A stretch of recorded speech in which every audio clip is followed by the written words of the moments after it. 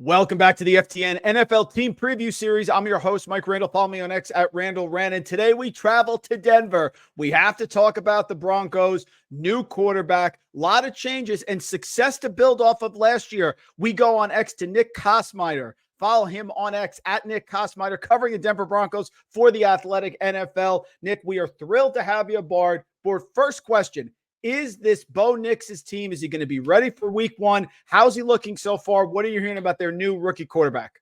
Well, first of all, Mike, thanks for having me. Yeah, the thing with the Broncos is that this Bo Nix is the future at quarterback, right? They drafted him number 12 overall, even though he was the sixth quarterback taken in that draft. So Bo Nix is the future. The one question is, when does the future start? I think that's going to be pretty early on this season.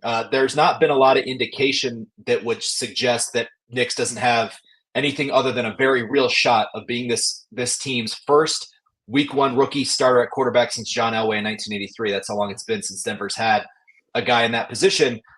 Look, he's an experienced quarterback. Sean Payton talks about that a lot. 61 college starts, an FBS record. Gets the ball out quickly. Had a lot of responsibility at Oregon in terms of making checks at the line of scrimmage, setting protections, all those sorts of things. Falls in line with what Sean Payton wants out of the position. And again, we have not seen a lot, right? 3 practices. One of them was a rookie minicamp practice. But again, there's nothing to suggest that Bo Nix can't be ready, can't be that guy. And most of all, because the Broncos simply don't have experience behind him, right? You have Jarrett Stidham, who has 4 career starts. You have Zach Wilson, who's been a starter for 3 years in this league, but certainly not with the kind of results that you would want to see from that position consistently.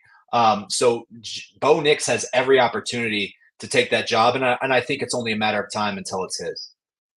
Nick, listen, the backfield for Denver, in the fantasy football community, this is something that we're really focusing on here because Javonte Williams was not selected by Sean Payton. We saw last year, there's Samaje Perine. Jaleel McLaughlin was fantastic. They drafted Audric Estime. Talk about how this is going to go. My outside opinion is I think McLaughlin is someone who can make a serious impact and build off of last year because the versatility. And I'm not sure if Perine's going to be around for week one. You tell me, you're the expert. What do you think about the Broncos backfield? Yeah, it's a very interesting group for a lot of the reasons that you mentioned. There's a lot of again, new face in there in Audric Estime, and I would add Blake Watson as kind of a priority undrafted rookie that they signed out of the University of Memphis. Had more than 50 receptions last year with the Tigers. He's a guy that they could probably use in that sort of same fashion that they used Jaleel McLaughlin, and so you could see those two even battling kind of for one of those spots. I think Samaje Perine, there is a good chance that he could potentially be released, traded, whatever the case might be. I think before that would happen, the Broncos though need to be sure that they have kind of the requisite pass protection in place. Can Audric Estime be that guy who we should note? Estime is dealing with a minor knee scope that he had at the start of OTAs, won't be back until the start of training camp. Shouldn't hamper things too much, but that's just something to watch for. It's an interesting group. The big question to me is, can Javonte Williams more closely resemble the guy that he was as a rookie when he had over 1,200 total yards, 7 total touchdowns, was an all-rookie performer, even while splitting that backfield with Melvin Gordon? Again, I think the Broncos are hopeful because he's now almost 2 years fully removed from that major knee injury he had against the Raiders in 2022. Hit a wall toward the end of last season. And I think a lot of that was from just an entire year spent rehabbing. He looks a little bit more fresh to me. They're still banking, I think, on him being kind of that guy as he goes into the last year of his rookie contract. And go to the wide receivers here. A lot of rumors. We just did the Pittsburgh Steelers preview. They still think that Courtland Sutton is a possibility here for a trade. But you have Josh Reynolds. Tim Patrick was super productive when he was healthy, hoping he's back to full strength. I'm hearing about Marvin Mims. You had that in your timeline about a breakout for him and Troy Franklin. So decipher all of this for me here in the wide receiver room for Denver. Yeah, I mean, talk about another fascinating group, right? I mean, the Broncos added 3 receivers in the offseason. Josh Reynolds, then they drafted Troy Franklin in the 4th round, Devon Vele out of Utah in the 7th round, who, that guy dropped because of his age. He's already 26 years old. He looks to me like a guy you would have drafted in the 2nd or 3rd round. He's got the size. I think he's going to have not only a chance to make this roster, but make an impact, year one. Sutton is interesting because if you mentioned Tim Patrick, he could technically be the 4th wide receiver you've added to this group because he was injured the last 2 years. So as Courtland Sutton stays away from the offseason program, still trying to get a raise from a team that eventually has to pay a big money contract to Pat Surtain. Right guard Quinn Miners is a guy that you look at and say they could possibly be doing an extension with him in the near future.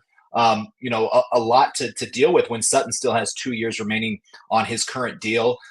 So that's an interesting situation to watch. And of course, the real test will be when mandatory minicamp starts on June 11th. That's the first time that the Courtland Sutton kind of has to show up or risk being fined by the team. So we'll see there kind of, how real this impasse could be. But I ultimately think, Mike, that Courtland Sutton will be on this football team. I just think that they still need that veteran presence, that guy that even though the numbers don't necessarily blow you away in terms of the catches and the receiving yards, it is a guy that they know they can lean on in the end zone, and a guy that with potentially a rookie starting quarterback, and even if it's not Bo Nix, it's going to be a guy with limited experience and certainly limited experience in this system. That's the kind of security blanket that you want to have, but it's a situation we'll have to continue to monitor. Tight end position with Sean Payton, sort of an unknown here. Adam Troutman, familiarity with Payton. Greg Dulcich is coming off of injury. Talk about the relevance of the tight end position in an offense here. Rookie quarterback, safe, short to intermediate routes, maybe an area that there could be some volume increase. Who's going to be the person there?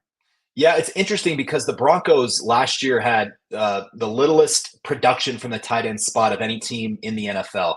It just simply was a non-factor in terms of the pass game for the Broncos. And a big part of that was Greg Dulcich, right? This guy that they were planning to have a really big role for ended up playing in only 2 games and didn't even finish either of those as he continued to deal with this recurring hamstring injury that's bothered him since his rookie year. Right now, he has not participated in the offseason program. Sean Payton says he's close. It's actually not the hamstring now. He's dealing with a foot injury that popped up during his rehab, and that just goes to show sometimes when one thing in the body starts to break down, you tend to have some pull in other areas. But they're still hopeful that he's going to be on the field, that he's going to finally be healthy and put together a consistent season that looked a lot like his flashes as a rookie when he had 33 catches, 411 yards, and a couple touchdowns in just 10 games. That's really where the hope is. But there's another guy to watch. His name's Lucas Kroll. He was an undrafted rookie who was on the Saints practice squad in 2022. Last year, the Broncos brought him over after he got cut right before the end of training camp in New Orleans, and kind of developed him behind the scenes all year long. And then at the end of the year, had a couple nice games. 6'6", 250-pound guy that can run a 4.5. They think that he has the ability to kind of step up and surprise a lot of people this year as a pass catcher at tight end. So Lucas Kroll, another name to watch for Denver. Nick, awesome stuff. Last question, then we'll get you out of here. Broncos last year, 8-9, started 1-5, but we know Sean Payton can coach. Had a nice run in the middle there. 5 straight wins, beat the Chiefs, of course. O-line was sneaky good. Defense struggled, though, 30th per Aaron shots here. FTN Fantasy defensive DVOA. But you had 9 one-score games where you went 5-4. So things were close. You could have went either way. Talk about optimism, progress. What are expectations for the Broncos this year heading into 2024? Yeah, it's really hard to peg because they're so much different, right? They had a major veteran exodus this offseason. Not just Russell Wilson. You're talking about Justin Simmons, Jerry Jeudy, Lloyd Cushenberry, Josie Jewell, guys who had been on this team for several years at least and played significant roles, now kind of overturning that and infusing a lot of younger talent into this team. I think there's going to be some growing pains involved in that kind of transition, and particularly when you're talking about a rookie quarterback. I think Bo Nix has the chance to have one of the better rookie seasons of that group just because he's maybe more of the ready-made guy, even if his ceiling is not quite as high as some of the guys that went before him. But even within his readiness, I think that you will still have a considerable learning curve. That's just life in the NFL. And when you add to the fact that they've changed a lot of pieces defensively, they have some different playmakers.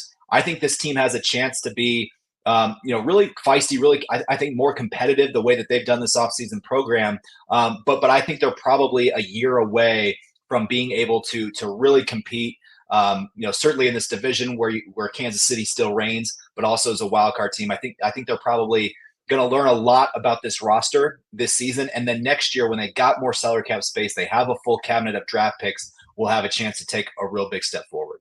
I defy you to find more fantasy football information on a team than we just got out of Nick Kosmider on X at Nick Kosmider about the Denver Broncos. He's covered the Broncos at The Athletic NFL. Please check him out. Nick, thank you so much for a few minutes. We'd love to have you back later in the summer. We can't wait. Football's coming. We're fired up here. So thanks for a few minutes and some great insight here that can help us get ready for redraft season. All right. Thanks a lot, Mike. Have a good one.